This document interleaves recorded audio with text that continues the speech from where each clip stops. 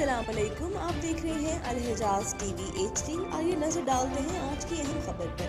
मज़ीद खबरों के लिए विजिट करें हमारी वेबसाइट www.alhijazhnewshd.tv और www.alhijazhnewshd.af पर।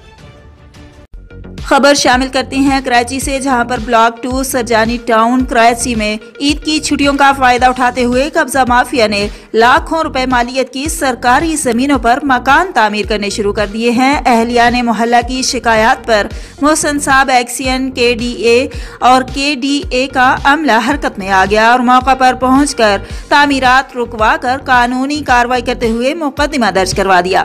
बादशाह मोहसिन साहब एक्सियन KDA सरजानी टाउन कराची ने सरजानी टाउन की आवाम को पैगाम देते हुए कहा है कि जहां भी गैर कानूनी तामीरात का काम चल रहा हो तो मुझे फौरन आगाह करें, हम कानूनी कार्रवाई करते हुए तामीरात बंद करवाएंगे। मज़ीद खबरों और अपडेट्स के लिए हमारे साथ रहिए।